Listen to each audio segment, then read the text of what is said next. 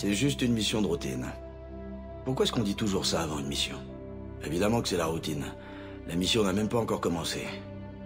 Après, il faut faire des choix, prendre des décisions, agir dans l'urgence. Et là, c'est tout sauf de la routine. Je sais de quoi je parle. Pour moi, c'est comme ça que tout a commencé. Un appel de détresse, c'est la routine, pas vrai? Ah bah si j'avais su. À l'époque, nous testions le Normandie, le nouveau vaisseau du capitaine Anderson. C'est là que nous avons capté l'appel. Une patrouille de l'Alliance venait d'être attaquée sur Eden Prime. Ils étaient incapables d'expliquer ce qu'ils avaient vu, mais en tout cas, c'était gigantesque. Sans hésiter, j'ai volé au secours de ces malheureux avec mon lieutenant Kaedan Alenko, un brave gars, loyal, réglo, et plutôt doué côté biotique. Une fois sur place, nous sommes tombés sur la seule survivante de la patrouille, le maître artilleur Ashley Williams. Je n'avais encore jamais rencontré une femme pareille. Dure au mal, disciplinée, courageuse, un vrai soldat dans l'âme. Ashley nous a guidés jusqu'à l'endroit où elle avait perdu le reste de sa patrouille. Et c'est là que nous avons vu le vaisseau pour la première fois. Il ne ressemblait à rien de ce que j'avais vu jusque-là. Il était immense. En décollant, il n'a laissé dans son sillage qu'une terre brûlée. Nous avons remonté la piste jusqu'à un artefact, une balise construite par une race disparue, les Protéens. Les colons étaient tombés dessus en faisant des fouilles, et cette balise était manifestement l'objectif de ceux qui avaient attaqué Eden Prime. L'artilleur Williams s'est approché de la balise, qui lui a balancé une sacrée décharge d'énergie. J'ai réussi à la pousser hors de danger, mais j'ai pris le rayon de plein fouet. Et c'est là que tout a changé. Une douleur intense dans tous les muscles de mon corps. Une vision, un rêve, un cauchemar. À mon réveil, nous étions en route pour la citadelle. J'allais y rencontrer le conseil et leur expliquer ce que j'avais vu. Le capitaine Anderson m'accompagnait, ainsi que l'ambassadeur Udina, notre représentant politique sur la citadelle. Le principal suspect pour le massacre d'Eden Prime était un spectre turien nommé Saren. Il avait été identifié par l'un des rares survivants, et certains indices montraient qu'il était lié d'une manière ou d'une autre au vaisseau inconnu. Mais en dépit des accusations portées par Udina, le conseil resta sourd à nos appels, incapable de croire qu'un spectre, un de leurs agents d'élite, ait pu commettre une horreur pareille. Ils avaient besoin d'une preuve, à moi de la leur fournir. Heureusement pour moi, j'allais rencontrer des alliés précieux. Garus, un agent renommé du service de sécurité de la citadelle et turien lui aussi, vint à ma rencontre pour me proposer son aide, au risque de s'attirer les foudres de ses supérieurs. Grâce à lui, mon enquête était enfin lancée. L'une des pistes de Garus nous mena vers Vrex, un imposant chasseur de primes Krogan. Malgré ses airs de brute épaisse, Vrex possédait des informations sur une fugitive qui en savait un peu trop sur les activités de Saren. Cette fugitive, une petite carienne énergique du nom de Tali, était en fait une experte en piratage qui avait découvert certaines informations sur Saren, et notamment des preuves de sa culpabilité. J'avais donc en main la preuve que Saren était responsable du massacre d'Eden Prime, et que le vaisseau inconnu était en fait son vaisseau amiral. Mais il n'avait pas l'intention d'en rester là. Saren cherchait en fait un moyen de faire revenir les moissonneurs, une race de machines intelligentes vivant aux confins de la galaxie. Il y a 50 000 ans, ces moissonneurs auraient détruit toute forme de vie dans l'univers, et notamment les Protéens. Voilà qui expliquait en partie mes visions, et la raison pour laquelle Saren cherchait à retrouver la balise. Mais tout le reste était encore bien flou. Le conseil refusa de croire à la menace des moissonneurs, mais comprit que Saren devait être mis hors d'état de nuire. Il fut donc déchu de son statut de spectre. En récompense de mes efforts, j'eus l'honneur de devenir le premier spectre humain. Ma première mission, arrêter Saren. Anderson quitta le service actif et me fit don du Normandie en me disant que j'en ferais meilleur usage que lui. Il m'indiqua également une piste à suivre. Liara, experte de la race protéenne, adepte biotique, et plus important encore, fille de la matriarche Benezia, le bras droit de Saren. Comme toutes les Asari, Liara était aussi belle qu'intelligente. Elle m'aida à mieux comprendre la vision provoquée par la balise, m'offrant ainsi des indices précieux et me faisant voir les Asari sous un nouveau jour. Sa technique pour examiner ma vision était en effet surprenante, mais loin d'être désagréable. Ashley était préoccupé par mon nouveau lien avec Liara. En tant que commandant, je savais que toute relation personnelle pouvait faire échouer la mission.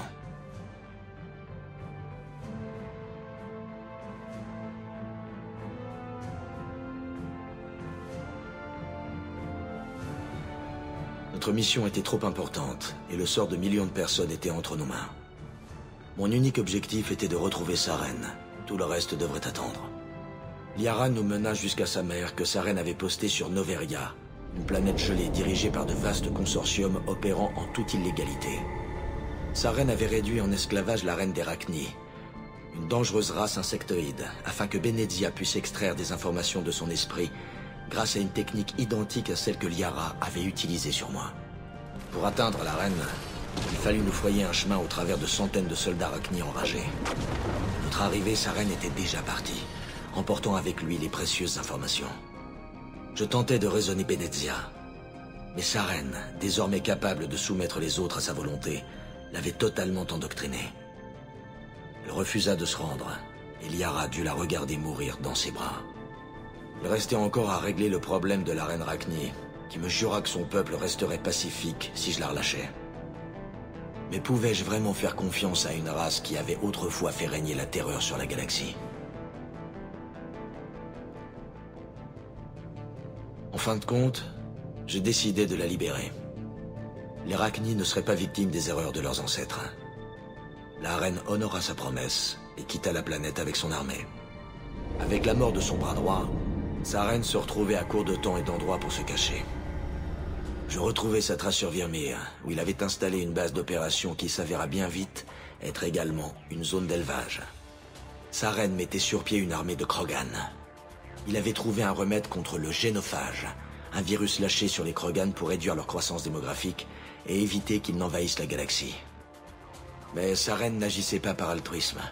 Ses soldats n'étaient rien de plus que des esclaves, des bêtes sans cervelle entièrement soumises à sa volonté. Le danger était trop grand. Je devais absolument détruire cette base et tout ce qu'elle contenait. Le problème, c'est que Vrex n'était pas d'accord. Pas d'accord du tout. Vrex voulait récupérer le remède contre le génophage. En dépit de tous mes efforts pour le convaincre, il refusait d'entendre raison.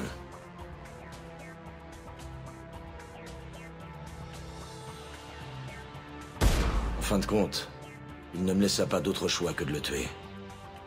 Le projet de Saren représentait une menace trop grande pour le reste de la galaxie, même s'il pouvait fournir un remède aux Krogan. C'est en arrivant au cœur de la base que je réalisai à quel point Saren était proche du but. Depuis le début, il communiquait avec un moissonneur. Sovereign, le vaisseau que nous avions aperçu sur Eden Prime. Nous eûmes une conversation. Bien plus qu'un simple vaisseau, c'était un être intelligent, empli de haine pour toute forme de vie. Quel pouvait bien être l'intérêt de Saren dans cette histoire? La réponse devrait attendre.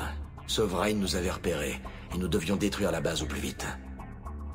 Je divisai mon équipe en 2 escouades pour faire diversion. Ash menait la première tandis que Kaedan était dans l'autre. Nous avions une tête nucléaire et nous comptions bien nous en servir. Mais Saren arriva avant que nous ayons pu activer la bombe, et le combat s'engagea. Alors que je tentais de gagner du temps pour mon équipe, je compris enfin toute la vérité. Ce n'était pas Saren qui avait le pouvoir d'endoctriner tout le monde, mais Sovereign.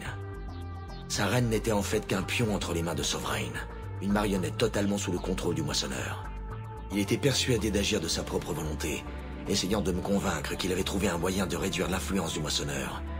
Mais ce n'était là qu'un mensonge de plus murmuré à ses oreilles par Sovereign. Une nouvelle fois, il parvint à s'enfuir, ne me laissant que quelques secondes pour tirer d'affaire mes compagnons. Hélas, il était trop tard, et je ne pouvais sauver que l'un d'entre eux.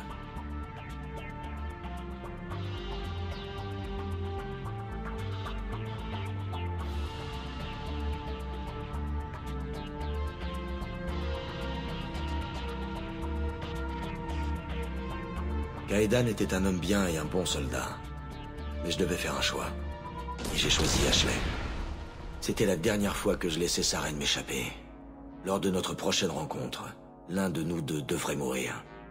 Notre destination suivante était Ilos, une planète abandonnée autrefois habitée par les Protéens. Pour préparer cet affrontement désespéré, je fis un discours devant mon équipage. Avec un seul vaisseau face à toute une armée, le combat était inégal, mais je savais que nous pouvions en sortir vainqueurs. Je refusais de l'admettre, mais j'étais en proie au doute. La mort de Kaedan avait renforcé ma détermination, mais elle avait également ouvert une brèche dans mon armure. Combien d'amis devrais-je encore sacrifier pour arrêter Saren? Une fois sur Ilos, je découvris une base de données protéennes grâce à laquelle je pus enfin assembler les dernières pièces du puzzle et comprendre ma vision. Tous les 50 000 ans, les moissonneurs détruisaient toute forme de vie intelligente dans la galaxie. Comme tant d'autres avant eux, les Protéens avaient tenté de résister. En vain.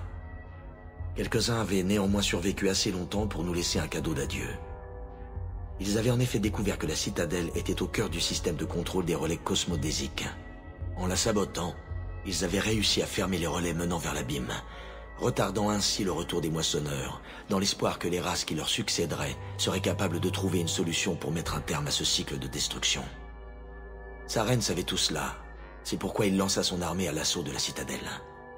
S'il parvenait à réactiver les relais vers l'abîme, le retour des moissonneurs signifierait notre fin à tous. Retour au point de départ. La citadelle résistait encore, mais elle était gravement endommagée. La flotte du Conseil était puissante, mais elle avait été attaquée par surprise avant d'avoir pu se regrouper. Et face à une armée menée par Sovereign, il y avait peu de chances pour que la flotte puisse riposter avec suffisamment de puissance pour reprendre la citadelle. Mais cette fois-ci, Saren ne m'échapperait pas. Alors que les vaisseaux de l'Alliance et de la citadelle affrontaient la flotte de Saren, je retrouvais celui-ci dans la tour de la citadelle pour un ultime face-à-face. Ce pauvre fou mourut en pensant que les moissonneurs allaient le sauver. Malgré la mort de Saren, Sovereign et son armée poursuivaient le combat contre la citadelle, et leurs attaques finirent par atteindre le Destiny Ascension, vaisseau amiral du Conseil. Le Conseil demandait de l'aide, mais je ne pouvais pas le sauver sans mettre en danger la flotte humaine de l'Alliance.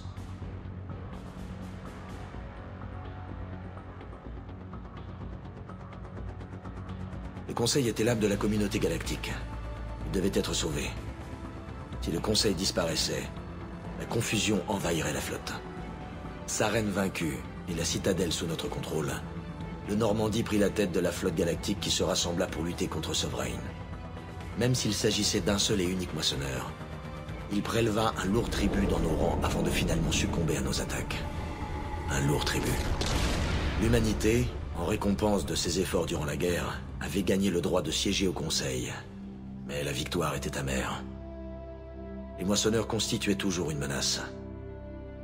Ils avaient perdu une bataille, mais la guerre était loin d'être terminée.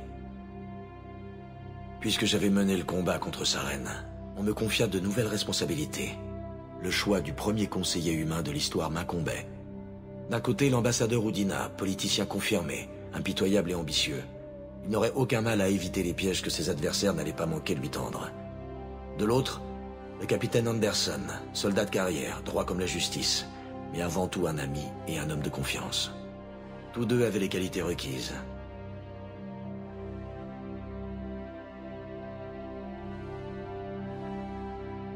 Je n'aimais pas vraiment Udina, mais son habileté politique serait un atout précieux. Je savais qu'il n'hésiterait pas à endosser le mauvais rôle, pour le bien de la galaxie. La guerre était terminée. La menace était écartée pour un temps. Le Conseil allait se reformer et la citadelle pouvait être réparée. Tout serait bientôt rentré dans l'ordre, et même le souvenir des amis perdus finirait par s'estomper. Mais je savais que cette paix retrouvée n'était que temporaire. Les moissonneurs n'avaient pas dit leur dernier mot. Et s'ils étaient tous aussi puissants que Sovereign, il fallait à tout prix trouver un moyen de les arrêter. Je devais trouver un moyen. Alors j'ai rassemblé mon équipe et nous sommes partis en quête de réponse. Officiellement, ma mission consistait à éliminer les derniers éléments de l'armée de Saren. Une mission toute simple. Une mission de routine, en somme.